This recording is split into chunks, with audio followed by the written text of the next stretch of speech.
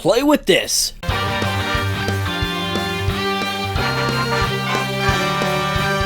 You gotta check out Play With This Toys and Collectibles. Welcome to Pegwarmers, I'm Kevin, and I'm here to talk about toys. Today's episode, we are talking about the Merchantville, New Jersey Street Fair.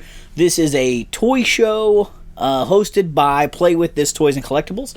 They're in Merchantville, New Jersey, not too far from Cherry Hill or, really across the river from Philadelphia, Pennsylvania. Awesome toy shop.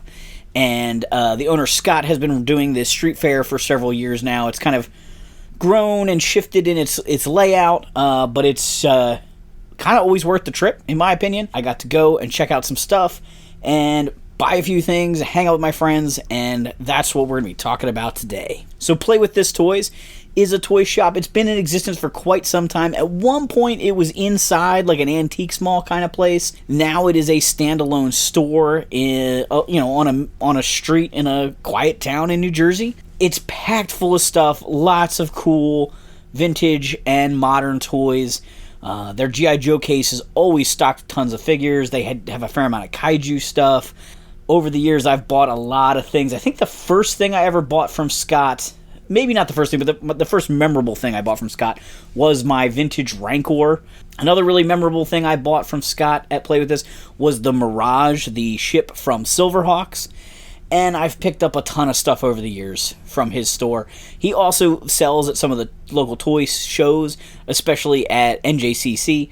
So I've picked up parts and things like that off of him over the years that way. Scott's a great guy, and I really enjoy the street festival that he hosts and puts on. One of the first things I saw there was the military version of the Micro Machines Supervan City. Supervan City! Man, I love sticking that jingle into these episodes. I don't know if the military version has a different name than Supervan City. Supervan City! But great reuse of a mold there to make a fun playset. My first purchase of the day was a complete Alpine figure. This is the G.I. Joe Mountain Trooper, and I've had Alpine for years. He's one of my faves.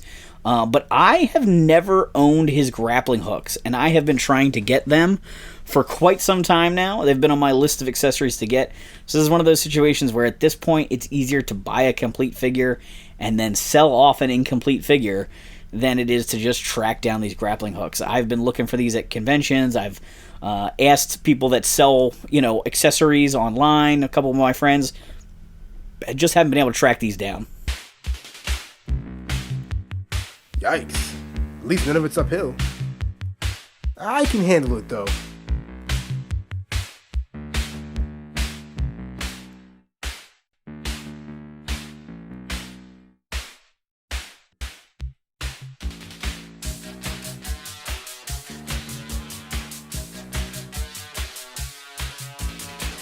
How's it going?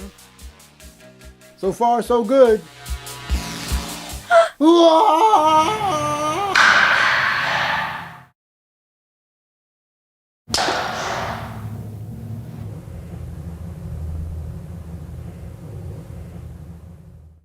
The Pegwarmers Award for Best Item on Display at a Toy Show or Flea Market has to go to the cowboy riding a dinosaur. I love it when people do funny stuff, and in all honesty, Play With This has always had a lot of funny stuff going on the shelves, usually behind the counter. Scott and the other guys that work in the shop often will, set up kind of silly things, putting hats on figures or just doing, funny mashups. But this was a vendor just out under a tent at the street fair, but I love the little plastic cowboy riding the dinosaur. Great job. To go along with the military Supervan City, I also saw busted up Micro Machines Chinook. This is the big carrier helicopter that is like a vehicle carrier case, but also its own vehicle. Unfortunately, the rotor blades are pretty busted up on this one, but I've been noticing a lot of Micro Machines lately since doing the Micro Machines episode. If you haven't seen that one, my buddy Brian gave me some of his childhood toys, and I looked through his collection of Micro Machines a couple months ago. My next purchase was the Kenner VR Trooper Skyborg Jet. This is a reuse of a Cops and Crooks vehicle called the Jailbird. and it's been redone for VR Trooper. It's not a vehicle from their show, but a cheap way to put out a toy for that line. It's been remolded in different colors. There's a new spring-loaded missile launcher on the front here and some extra armaments and things. It's kind of been retooled. It's lost the spring action, the cap action there. But this is a pretty fun reuse. I did have this in my collection already, but this one is complete. So I will probably replace the other one in my collection with this one and part with the other one because it's nice to have it complete, and this was relatively cheap. I guess for years now, Scott from Play With This Toys has been telling me that there is a semi-local guy that used to sculpt Kenner toys. Well, I finally got to meet him. Stephen Geddes was a sculptor for Kenner. He actually worked for several companies. He worked for Kenner, N2 Toys, Playmates, LGN, and has done some stuff for Super 7 in those old school sculpting styles. I got to meet Steven and his son. Steven had a printout sheet of all the different figures he sculpted for the vintage Star Wars line, including Walrus Man, the Death Star droid, the Dewback, and the Trash Compactor monster from A New Hope, Hoth Luke, the Rebel Commander, the AT-AT Commander, Bespin Han, Lando, the Black Bespin Guard, the Tauntaun, and the Dagobah playset from Empire, Luke Jedi, Bib Fortuna, Chief Chirpa, and the Rancor from Return of the Jedi, and Anakin Skywalker, Han and Carbonite, and the Imperial Dignitary from the Power of the Force line, the last 17. So he has sculpted some pretty cool things, as well as stuff for other toy lines. He was telling some stories about working on the N2 Matrix line. He sculpted the smaller version of Krang's android body. There was originally Krang and the Bubble Walker, and then there was the big android body, and then later towards the tail end of the line, they did a regular 5-inch version of Krang's android body with a really tiny brain in its belly, and he did that version. It was really cool to get to meet him. I got a couple of funny stickers from his son, Garden State Kaiju, and a little Dewback here. It says Mudbelly on it. I was able to purchase a vintage Dewback from Stephen Geddes, and he signed it. He likes to sign him on the belly because it's a little easier, but I kind of pushed for him to sign on the side because this way you will be able to see his signature when he's on the shelf, because I'm really excited about that. I love this kind of stuff. I didn't push to be able to do an interview, but it's definitely something I would like to, so I may reach out and try to set that up at some point. It would be cool to get a chance to, talk to him on camera like I did with Paul Sorton, who sculpted some G.I. Joes. Steven had all kinds of stories.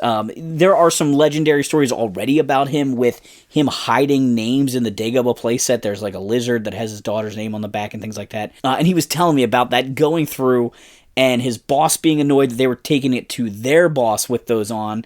And it almost got found out, but at the last second, the boss got a phone call, so he just signed off on it, and it got through with the names hidden on it. He was also telling me stories about the first time he was ever in the Philadelphia area, because Kenner Toys was out in Ohio, but they came out here with the sculpt for the Dagobah playset because of the complexity of it. A precision mold making company in Philadelphia actually made the mold for Kenner of that playset based on his sculpt. So it was really cool getting to hear the stories from him. The first thing he ever sculpted was Walrus Man, and he spent way too long on it, and it's, not even that detailed of a figure. But it was really great to get to hear these stories, and I would love to talk to him more about the figures he did. Oh yeah, and he sculpted the Yoda hand puppet. Well, this episode I did get to show off some of my Kenner Star Wars figures, which are on this shelf over here. That's actually something I've been thinking about, making an episode about my Kenner display. I've got mostly Kenner Star Wars stuff here, sort of arranged in little vignettes, like the movie. So if that's something more you guys would want to see, I could definitely do a video on that. And I also need to finish kind of arranging my Power Ranger collection over here. Now that we know we're not really getting more Lightning collection, I think this collection has sort of stabilized, so maybe I could finally get it set up the way I want. So yeah, let me know what your thoughts are on those possibilities for future episodes. And back to the Merchantville Street Fair. I drove to Cherry Hill on my own, saw a bunch of other toy collectors that I know while I was there, but I did get to spend time hanging out with my buddies Rose and Tony from RetroCon and Nick, and we walked around the show together, chit-chatted about the different things we bought. We ended up, really hanging out and having a good time. I love this wrestler that someone took the time to knit an outfit for. Do you think the kid was learning how to knit, or do you think grandma sewed some clothes for this bad boy? Same vendor that was selling the Skyborg jet. I picked up a tank tread to the Mobile Command Center to G.I. Joe. I actually have the box to that right here. My Mobile Command Center is not 100% complete, and I know the treads are one of the issues. I don't know which treads I'm missing.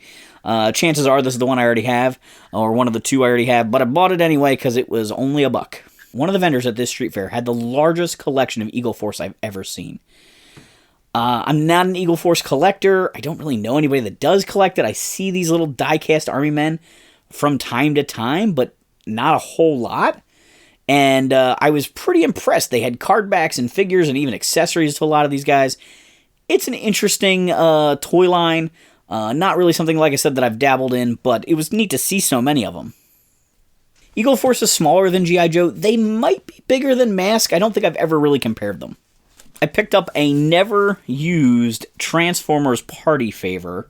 A vendor there named Don, who I've run into for decades at the flea markets, was selling stuff, and he had several of these unopened Transformers things. I definitely had a, helium Mylar balloon with Optimus Prime on it around this time period. This is a complete assembled, opens fully round, 12-inch high, 8-inch wide, honeycomb centerpiece. It has a price tag on it for $225. Then it was on sale for 50 cents, and then it was on sale for $1. So I assume these didn't sell out. They're marked 1984 Hasbro. And they ended up in the back storeroom somewhere, and somehow Don got some new old stock of these. A bunch of people that I know bought these. Like, almost everybody I bumped into was like, "What'd you get?" Everyone's like, "Oh, I got a Transformer centerpiece." Everyone's like, "Yes, I got one of those too." This was kind of like the hot item to get there, because it was an inexpensive purchase. Don was charging $5 for these. Here's an odd item that I saw there, and I didn't see what was inside it. I don't know if they were just selling the cardboard box or if there was something associated with it, but someone had a shipper box from Collegeville Costumes. I actually did a Patreon video with Tony and Ryan talking about Collegeville Costumes, because Ryan's from that area and used to visit the Collegeville Costumes store all the time. In that video, we talk a little bit about the difference between Ben Cooper and Collegeville. They made a lot of the same kind of mask and smock outfits, and it kind of ties into one of my purchases. I got the G.I. Joe Grunt Halloween costume. Now, the box is not in great shape. This is a Ben Cooper costume. The box is a little beat up. The bubble is definitely, or the plastic is definitely shredded here. This did belong to Jason Pereira. Jason, if you're out there, I've got your Halloween costume here. The mask is missing the string, which does happen a lot, and it's pretty hard to replace those because it's really hard to re-staple. I don't know where you would get these miniature staples, but it's a nice, clean-looking mask. And here's kind of what sold me on it the most.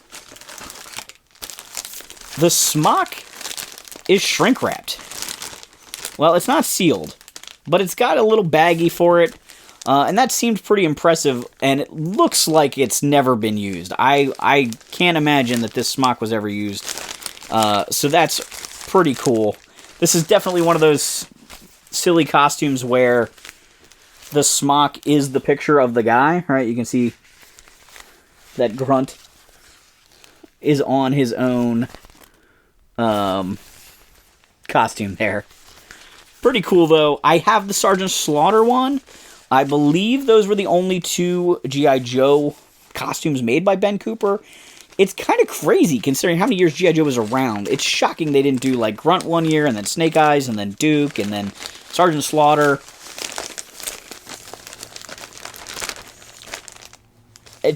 Like I said, just surprising to me there weren't more of these. I'm working on editing this video, and I realized that I completely missed an item that's in my notes. I took a photo of it. The Steven Spielberg Lego Movie Studio. This was a stop-motion animation camera and software that came with a Lego set. I think it might have even been a tie-in with Universal at the time. But this was a Lego set that allowed you and helped kids to make stop-motion animation using Lego. I never had it.